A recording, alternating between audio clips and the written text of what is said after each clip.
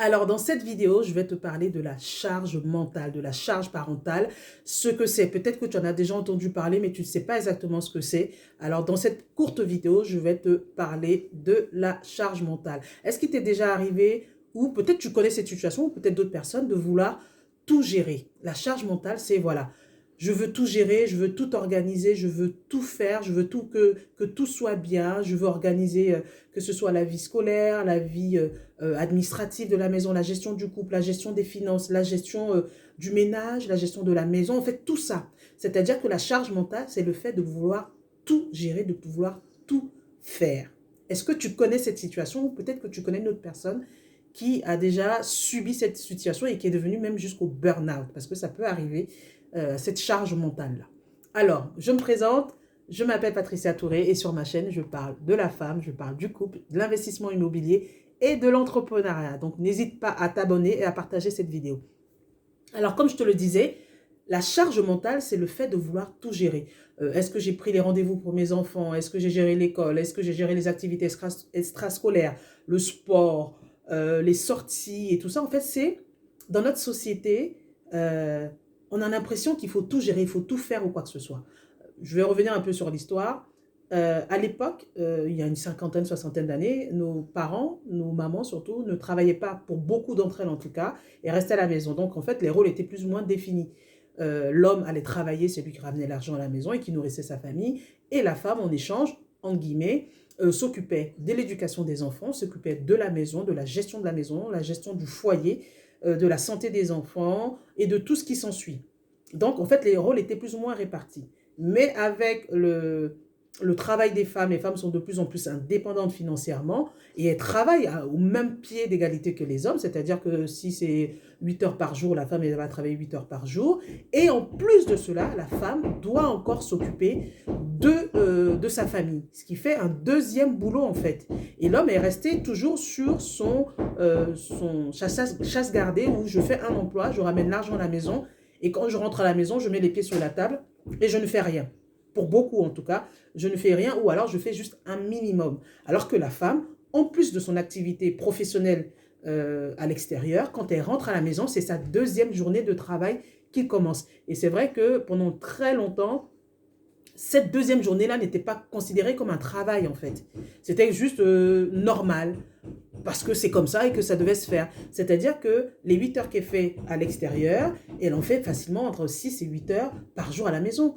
Quand tu rentres, il faut t'occuper des enfants, il faut prendre la douche, il faut faire les devoirs, il faut préparer à manger, il faut faire le linge, le repassage, prévoir les rendez-vous médicaux, vérifier que tout est bien en ordre dans la maison. En plus, après, il faut te mettre bien, te mettre sexy pour pouvoir t'occuper de ton homme. Donc, toute cette charge mentale, c'est-à-dire que les femmes veulent tellement bien faire qu'il y en a qui tombent dans l'excès, il y en a qui tombent dans le burn-out. Et c'est vrai que il y a quelques jours, j'ai vu une émission sur Zone Interdite où on parlait de famille, de la charge parentale de famille ou de personnes de foyer monoparental qui avaient du mal justement à gérer les enfants, du mal à gérer tout ça. On parlait par exemple d'un exemple d'un couple où ils avaient 4 enfants, la femme elle faisait tout, vraiment tout, et l'homme en fait limite avec un petit sourire, voilà, un petit sourire jaune au moqueur, disait bon voilà c'est une pile, voilà, moi j'interviens que quand c'est nécessaire.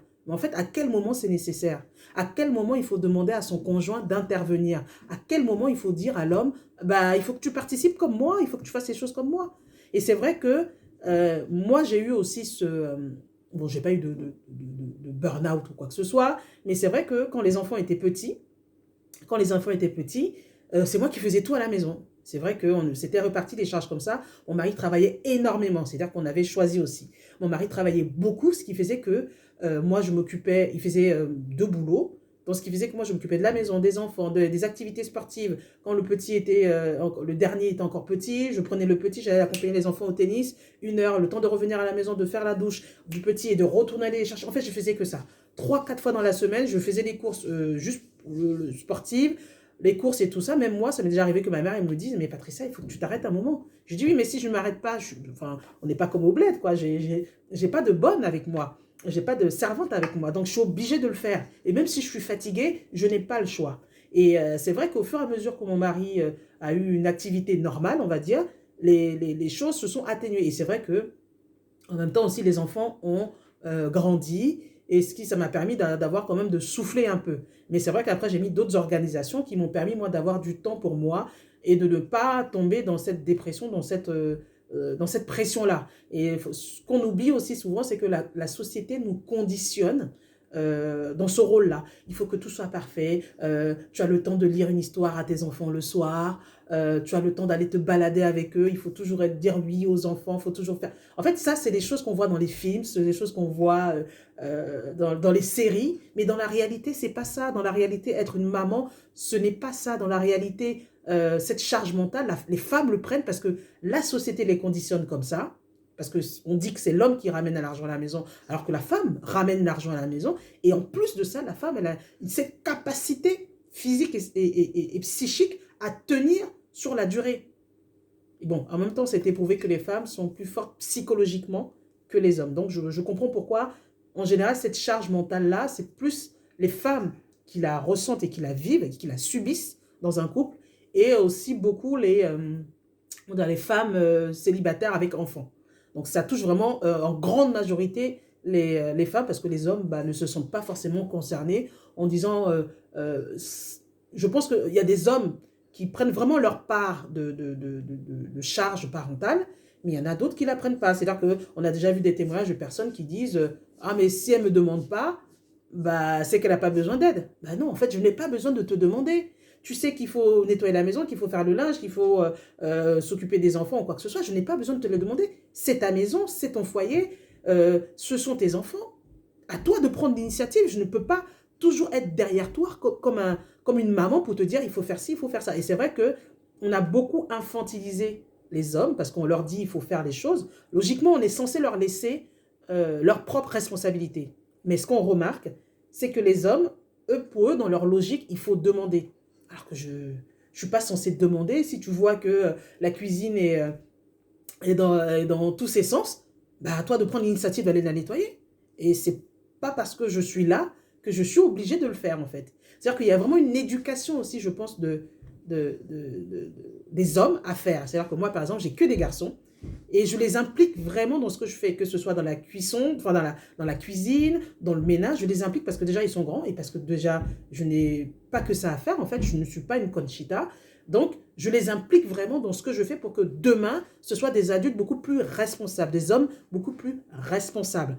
Je sais très bien qu'ils ne feront pas forcément tout quand ils seront dans leur foyer, mais au moins, je sais qu'ils aideront leurs femmes. C'est-à-dire qu'on n'a pas besoin de te demander de passer l'aspirateur. Si c'est sale, tu passes l'aspirateur. On n'a pas besoin de te demander de nettoyer la poussière. Si tu vois qu'il y a de la poussière, tu le nettoies, tu prends l'initiative. On n'a pas besoin de te demander de faire la vaisselle. La vaisselle est là. On n'a pas besoin de te dire qu'il faut préparer à manger. Comment ça se fait qu'il faut, comment dire, qu'il faut demander au conjoint de préparer à manger alors que en fait, c'est logique.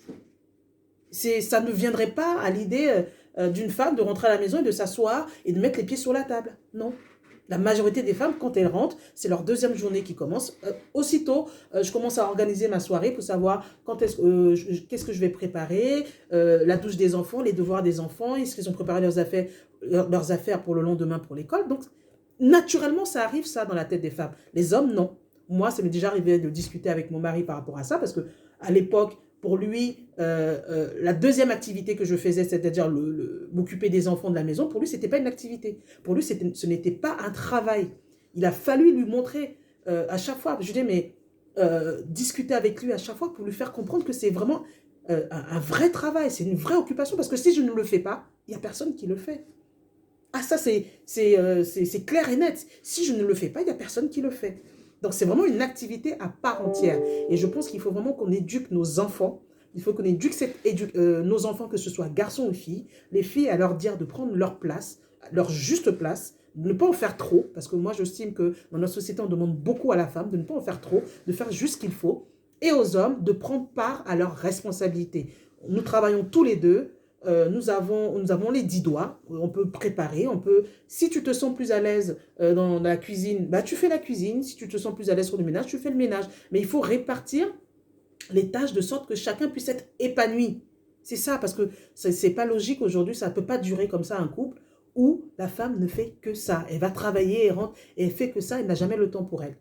Donc ça, à un moment donné, il faut qu'on travaille aussi sur nous-mêmes. Il faut qu'on se remette en question, nous les femmes, dans l'éducation de nos enfants. C'est très important parce que je dirais qu'une grande majorité de l'éducation des enfants est faite par les femmes. Donc c'est à nous aussi de pouvoir éduquer nos enfants, garçons ou filles, sur ces dangers-là. Et je vais vous donner juste quelques solutions, pour moi en tout cas, qui ont fonctionné. Comme je dis, je ne suis pas rentrée dans le burn-out, c'est juste qu'à un moment donné, je faisais beaucoup et je ne m'accordais pas de temps. C'est-à-dire que c'est simple, entre 30 et 40 ans, pour moi, c'était les enfants, la famille, tout ça. Je m'étais focalisée sur mon foyer, je faisais que ça. Je ne sortais pas, déjà à la base, je suis casanière, je ne sortais pas beaucoup. Donc voilà, les astuces que j'ai fait, les choses que j'ai fait, qui m'ont aidé en tout cas à prendre beaucoup plus de recul. C'est déjà m'occuper de moi-même, savoir ce que j'aime. Encore toujours revenir sur les bases, hein, le questionnement, ce que j'aime, ce que j'ai envie de faire et se faire des priorités. Je veux dire que si le ménage, effectivement, par exemple, moi, je fais un ménage une fois par semaine, bah, si ce n'est pas fait cette semaine, le samedi à 10 heures, bah, c'est pas grave, je le ferai le lundi. C'est pas la fin du monde parce que les gens vont pas mourir. Ce n'est pas la fin du monde. Je pourrais nettoyer ma maison tranquillement. Voilà, c'est vraiment choisir ses priorités. Et puis, il faut savoir que, comme dans la loi de Pareto, souvent, c'est 20% des choses que tu fais qui vont avoir un impact sur 80% des choses. Donc, je me concentre sur l'essentiel, c'est-à-dire la nourriture, que la maison soit nettoyée, que le linge soit fait. Après, tout le reste, voilà, on s'adapte au fur et à mesure, je délègue. Voilà, j'ai aussi appris à déléguer. Une chose qu'il faut faire, c'est apprendre à déléguer et ne pas hésiter à demander, solliciter l'autre parce que l'autre ne comprend pas en fait. C'est encore comme un bébé. Et je suis désolée encore, les hommes, c'est comme des bébés. Il faut les solliciter, il faut leur demander, comme si ce n'était pas évident. Donc, il faut apprendre à déléguer, apprendre à solliciter l'homme le plus souvent possible. Tiens, est-ce que tu peux passer à l'aspirateur? Tiens, est-ce que tu peux préparer à manger? Tiens, est-ce que tu peux aller chercher l'enfant à l'école? Est-ce que tu peux aller déposer l'enfant à l'école? Il faut les solliciter parce qu'ils ne le feront pas.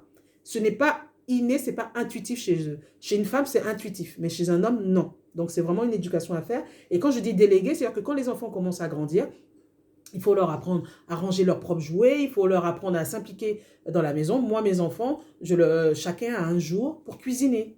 Moi, ça me donne du temps pour ne pas cuisiner ce jour-là. Mais bon, même si je surveille de loin, ils ont un jour par semaine où ils cuisinent. Ils ont un jour dans la semaine quand on fait le ménage ensemble, ils ont leurs tâches ménagères à effectuer. Genre que ça me libère du temps et au moins eux aussi, ils s'impliquent. Ce qui fait que demain, ils auront gardé ces bons réflexes-là, au moins même s'ils n'ont pas la totalité. Je sais que leur femme se dira, ah, au moins, voilà, mes hommes, ils m'aident. Parce qu'aujourd'hui, je pense qu'une bonne majorité des hommes n'aident pratiquement pas leur femme à la maison si on ne leur demande pas. Rares sont les hommes qui, de façon naturelle, vont aider leur femme. Et ce qui fait que la femme, elle prend sur elle, elle veut tout bien faire. Elle prend sur elle, et à un moment donné, elle en a marre. Elle en a marre, elle pète un câble, et ça tourne dans le burn-out. Juste parce qu'on a voulu tout faire pour les autres, on a voulu tellement donner. Et d'ailleurs, j'ai fait une vidéo dessus, sur le fait pour la femme de tout donner. J'ai fait une vidéo dessus, donc n'hésitez pas à aller la regarder, parce que je pense que ça va pouvoir vous aider à comprendre en fait ce qui se passe quand on donne tout aux autres et qu'on ne s'accorde pas ne serait-ce qu'un peu de temps. Donc, vous devez être votre propre priorité, vous devez choisir des priorités, vous devez apprendre à déléguer, vous devez apprendre à solliciter votre partenaire le plus souvent possible, le maximum de fois où vous pouvez le solliciter et leur laisser prendre leurs propres responsabilités et ne pas intervenir, leur laisser prendre leurs propres responsabilités. Il faut qu'on arrête aussi de les infantiliser et puis il ne faut pas tomber... faut pas vouloir tout faire, être parfaite, quoi. Ça ne sert à rien de vouloir tout faire et être parfaite.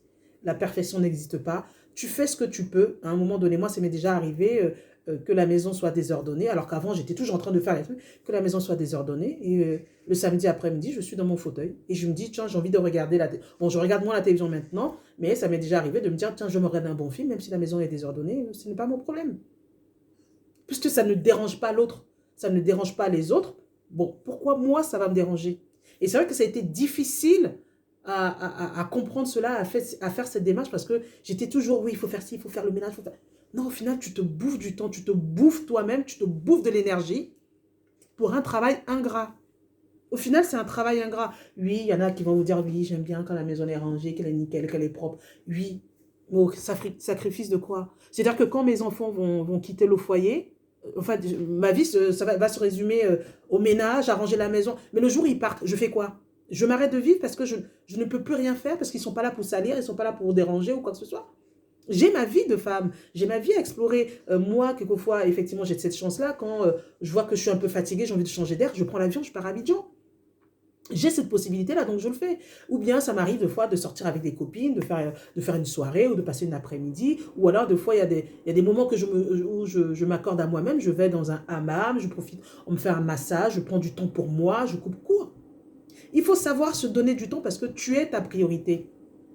Tu es ta priorité. Je pense que je ferai une vidéo euh, sur ça, la priorité, le fait de se choisir soi-même avant les autres.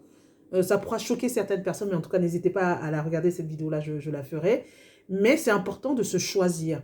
C'est important de se préférer avant les autres. C'est important de prioriser ce qui est, de savoir ce qui est important pour soi. C'est important de s'occuper des autres, c'est important de s'occuper de ses enfants, de son mari ou quoi que ce soit. Mais le plus important, si tu es malade, si tu es fatigué, si tu es en burn-out, qui va s'occuper de toi? Si tu es en burn-out ou si tu meurs parce que tu as été surmené, c'est fini. Il faut savoir souffler, prendre du recul. Ce n'est pas grave si un jour tu n'as pas préparé à manger, que tu n'as pas préparé un bon plat et que tu as fait des sandwichs ou que tu as fait des pâtes. Ce n'est pas la fin du monde. Tes enfants vont manger. Tu sais que dans le frigidaire, il y a tout dans le frigidaire. Ce n'est pas la fin du monde. Ce n'est pas grave si ton ménage, tu l'as remis 2 jours après. Ce n'est pas la fin du monde. Donc, en fait, le monde va pas s'arrêter. En fait, quand tu rends compte que le monde va pas s'arrêter de tourner, bah, la vie, elle est plus cool. Et puis, il faut apprendre à être égoïste, quelquefois. Non, j'ai pas envie de faire ça. Voilà, je suis fatiguée, j'ai pas envie de le faire, point barre. C'est ça aussi, être une femme indépendante, une femme moderne, qui comprend les enjeux de ce monde aussi. C'est bien, je m'occupe des autres, mais à un moment donné, il faut que je m'occupe de moi-même. À quel moment, en tant que femme, tu as le temps de t'occuper de toi, de profiter de tes amis, de juste voyager, de juste peut-être faire une passion, d'aller au sport, de sortir de ce carcan habituel? À quel moment tu as cette possibilité de le faire? Et ça, c'est vrai que la majorité des psychologues, en tout cas sur ce cas de charge mentale, conseillent aux femmes de pouvoir soit s'inscrire dans une salle de sport, soit de voyager, ou soit de faire des activités extra-familiales qui font qu'elles font autre chose et elles ne sont pas focalisées sur la maison. C'est vraiment important de prendre ce recul et de se dire que si tu ne prépares pas un bon plat ce soir et que tes enfants mangent des pâtes, ils ne mourront pas. Tant que, effectivement, ce n'est pas des pâtes tous les jours.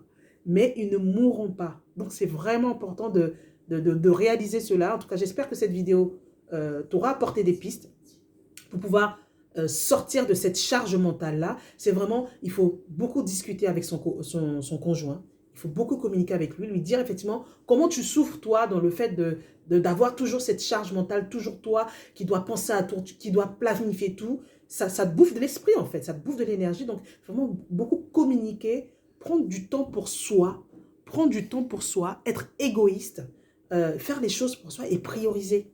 C'est vraiment les conseils, les astuces que je vous donne. En tout cas, moi, ça m'a aidé beaucoup. Et c'est vrai que les enfants en grandissant, ça m'a beaucoup aidé à impliquer tout le monde, à dire à tout le monde, voilà, ton rôle, c'est ça, voilà ce que tu dois faire, c'est vraiment important. J'espère qu'en tout cas, cette vidéo t'aura plu. N'hésite pas à la partager et n'hésite pas à t'abonner. On se dit à bientôt. Ciao.